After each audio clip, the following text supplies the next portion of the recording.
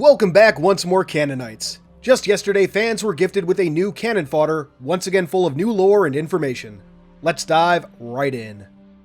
And the first item on our docket is the new novel from Troy Denning, announced in the previous Canon Fodder. Titled Halo Outcasts, the book will be set during the created conflict and feature the Arbiter and Spartan Olympia Vale as the main characters. That alone should have y'all hyped, but we're not done yet. While we don't get any cover art just yet, the issue does provide the back of book description. 2559. Formerly one of the Covenant's greatest and most fearsome warriors, Arbiter Thel 'Vadam is now allied with his former human enemies while desperately entrenched in leading the Sangheili people to a new era of unification. But his aspirations are under constant threat, whether by the dangerous warring factions of rival Sangheili keeps, or the relentless shadow of oppression spread by the renegade artificial intelligence, Cortana. An opportunity to break Cortana's chains has suddenly presented itself through the rumored existence of an ancient artifact located on the hostile world of Netherop. Spartan Olympia Vale, trained with the skill to live and thrive among the Sangheili, also recognizes this alien prize as an essential means to aid humanity in reaching the same goal of freedom. But, behind the scenes, both 'Vadam and Vale are being manipulated by a mysterious figure with their own agenda. And to make matters worse, all involved are unknowingly placing themselves at perilous odds with forces beyond their comprehension. In the last issue, we were told that this book would be returning to a previous location and told through familiar eyes. I had personally thought that it might be a story set on Gao, involving the children Blue Team rescued from Netherop in Halo Oblivion. It seems I was tangentially close, sort of, as Outcasts will return to Netherop, a world in the midst of a runaway greenhouse effect and once home to an alien civilization. What might be on this planet that could be so important is hard to guess at just yet, but for its brief time in the canon, Netherop has had some dangling narrative connections that I hope we can follow up on in Outcasts. At the end of Halo Oblivion, a UNSC officer and a few Sangheili warriors were stranded on Netherop. Their fates have never been addressed, and if they were never rescued, some of them, especially the Sangheili, could still be alive. Even prior to them, pirates marooned on the planet and left to die managed to find the ruins of the aforementioned alien civilization and not only survive, but have children as well. Their descendants would later encounter Blue Team and be saved from Netherop. While I'm not expecting the children to participate in this story, it would be interesting if we heard anything about what they got up to in the years following their rescue. Interestingly, the section of the Canon Fodder article this information is revealed in is titled Castaway, which is what the children called themselves. Castaways. The name could be a simple reference to Netherop itself, but I'm hoping that it's more direct. Speaking of Netherop, according to the book's description, it's home to an unknown ancient artifact. Given the presence of unknown aliens on Netherop, it'll be interesting to see whether this artifact is Forerunner or not. If it is Forerunner, might the civilization that inhabited Netherop have once interacted with the Forerunners, cataloged perhaps during the conservation effort if nothing else? Alternatively, maybe the artifact was crafted by the unknown civilization of Netherop. Maybe they were once imposed on by Forerunners and found a way to fight back. In short, this ancient alien artifact has the potential to be more than a simple Forerunner MacGuffin. Netherop isn't the only thing interesting about Halo Outcasts either. Spartan Olympia Vale and Arbiter Thel 'Vadam will be teaming up, which sounds like an absolute dream. I can only imagine the conversations they might share, the character insights we might get, especially for Thel. And finally, there's this mysterious figure manipulating the pair, though who is apparently just as in over their head as Thel and Vale. While I can't speculate too much on such little information, I'm wondering if this mysterious figure might be someone from the Banished, maybe even Atriox, or perhaps a smart AI, one working with Cortana or perhaps serving its own agenda. Some have speculated that Intrepid Eye could be at work here, and while she'd still be alive at this time, Halo Divine Wind made it seem as though Intrepid Eye hadn't been up to much prior to that book. Still, anything is possible.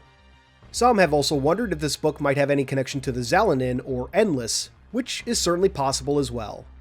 Halo Outcasts doesn't have a release date just yet, only set to release later this year. I'm gonna guess probably around October or November, but October most likely. We'll see though. From there, the article moves on to dive into more ship lore, this time focusing on a subject that never ceases to capture my imagination, the civilian sector. Halo has a healthy variety of ships in its lore, but the overwhelming majority are military vessels. I always love getting a glimpse at what it's like to be a civilian in the Halo universe, and civilian ships are a great avenue to do just that. First up, we have the Mulzak-class transport, an economical, adaptable, easy-to-maintain cargo ship. Available in a wide variety of configurations, the ships are fairly easy to modify and rarely remain in their stock configuration. The Molzak-class transport entered service in 2520, seats a crew of 8, and was manufactured by Martian Metals. The Molzak transport would appear to get its name from Hugh Molzak, an African-Caribbean mariner who was a member of the United States Merchant Marine. Next, we have the Huygens-class survey ship, which does pretty much what it says it does. The Huygens was the UEG's primary survey vessel, running missions to survey glassed worlds and charting slipspace routes to known Halo rings, among other tasks. Following the created uprising, many of these older ships were pressed into military service, their advanced sensor array ideal for evading Guardians and scouting raiding targets. The Huygens-class survey ship was manufactured by Aerofabrique SA and entered service in 2499. It seats a crew of 10 and holds space for up to 30 passengers. Huygens ships are seemingly named after Christian Huygens, a Dutch mathematician, physicist, astronomer, and inventor from the 17th century, and a major figure in the scientific revolution. Huygens' name would also be used for a space probe sent to Saturn's moon of Titan in 2005.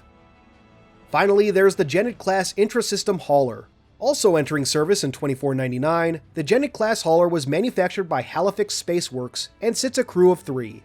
One of the smaller UNSC ships, Genet-class haulers are powerful for their size, featuring what's been called an obscene thrust-to-mass ratio. To quote directly for a moment, "When hulks, asteroids, and massive cargo pallets need to be moved between worlds or up a gravity well, the Genet is certain to be one of the first ships on call." Tell me that doesn't just sound like a radio ad or something. As a small aside, I'm wondering if this same kind of tug was featured in the short story Tug-O-War, which was part of the adjunct section added to newer copies of Halo First Strike. The tug in that story is unclassified, so it's certainly a possibility.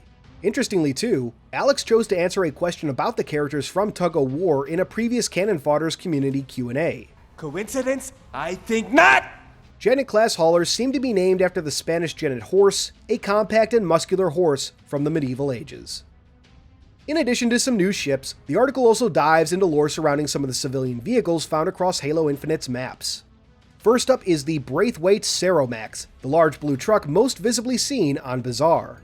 Manufactured by Braithwaite Ltd., the company originally started out by providing logistics services for fledgling colonies.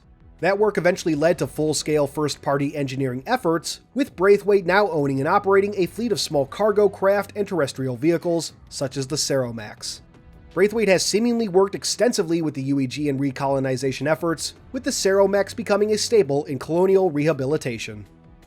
Next, we have the AMG Transport Dynamics H9 mid-capacity hauler, a truck tractor that looks like it's a successor to, or even the same model as, one of the truck tractors from Halo Reach.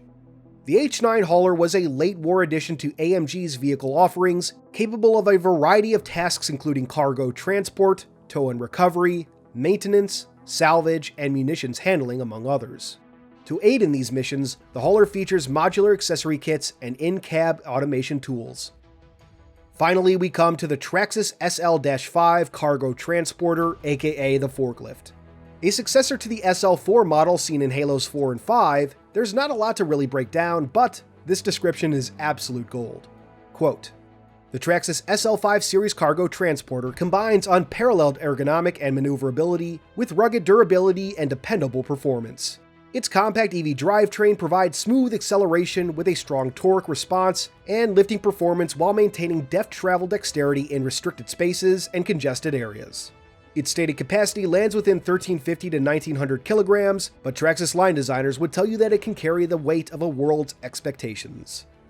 Incidentally, the forklift from Halo 3 was designated the S2 in case anyone was curious. From there, the article moves on to a new part of Canon Fodder, a section meant to offer, quote, "a more analytical lens to the lore," something Alex would do regularly on his own blog before working for 343. For the first of these, the article covers the process of developing concept art. As an example, Alex imagines an early question developers might ask: what if the Master Chief was defeated? From there, concept artists can develop ideas and concepts about what this could look like, who might have delivered the beating, when and where it took place, etc. This will result in a variety of interpretations before things are refined, meaning a lot of concept art that isn't strictly reflective of a final product. It's a long way of reiterating that concept art isn't always reflective of a final product. Canon Fodder once again wraps up with questions posed by the community. First, the Eld asks how debris and objects surrounding Zeta Halo were pulled through slipspace along with it. As you may recall from Halo 2, though also Halos 4 and 5, objects near a slipspace portal can be brought into the transit and carried through to the destination. Next, Morheck asks if the banished dreadnoughts we see in Halo Infinite are actually Carves, a class of ship first described in Halo Shadows of Reach. I was personally hoping these would be Carves, but it seems that they're their own class of ship. After that, Papmaster1995 asks, given that multiplayer is canon from Halo 4 onwards, are the maps of earlier games also canonically part of war games? In short, maps from any Halo game represent real locations in the Halo universe, and most are available in the War Games simulator. You may recall we actually got to see Blue Team training on Ivory Tower in the comic Lone Wolf. Next, Pathogen188 asks about the status of Spartan 3 Delta Company. In Halo Ghosts of Onyx, we only hear about supplies for the upcoming Delta Company being delivered to Onyx, and that's pretty much it. The 2009 Halo Encyclopedia also left the fate of this company rather vague, and since then, there's been virtually no word, until now. According to the article, Delta Company was approved and basically fully funded by ONI, but training seemingly never began. However, the candidate count and operational specifics for Delta Company were lost in the final days of the Covenant War. All of this basically leaves the door open for Delta Company candidates to reappear in the lore, even if not as Spartan 3s. Still, I'm sure many are happy to finally have some closure surrounding Delta. The last question for today comes from Arthur Jack AW, who asks whether the dreadnoughts we see in Halo Infinite are designed and built by the Banished themselves. The article explains that as the Banished grew in size, Atriox diverted resources towards bolstering their fleet, utilizing both Jiralhanae and Covenant source designs. The dreadnoughts specifically were built from repurposed Covenant hulls by the Erusk workshop, one of a few workshops that produce Banished materiel. And while that's basically where this info stops, we are promised more info in the upcoming encyclopedia. And with that, the latest Canon Fodder comes to a close. This was a great issue and once again leaves me extremely excited for that new encyclopedia. The little peeks into civilian lore are always appreciated, and I do hope we see more of that. And Halo Outcasts once again leaves me excited. Though, as I noted last time, I do hope we see more author variety in the future. I've always loved Troy Denning's work, but I've also loved how diverse Halo's storytelling can be. But those are just my thoughts. Share yours in the comments below or over on the Halo Canon Discord. Stick around for that Patreon shoutout, and until next time, this has been Halo Canon. First, I'd like to give a big thank you to our Horospus patrons.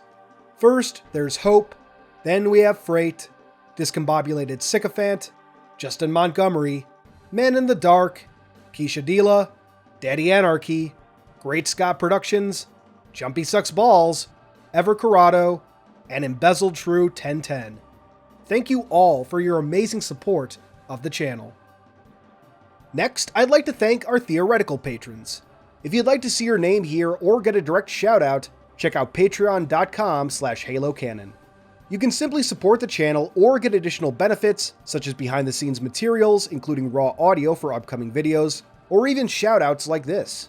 All patrons now get early access to certain videos as well, and your Patreon title will appear in the Halo Canon Discord. However, your continued viewership is more than enough for me. If you enjoyed this video, please consider giving it a thumbs up, and maybe even subscribing to the channel if you aren't already. If you really enjoy my stuff, turn on that notification bell so you can be among the first to see new videos when they release. But for all my fellow Canonites, keep on being awesome.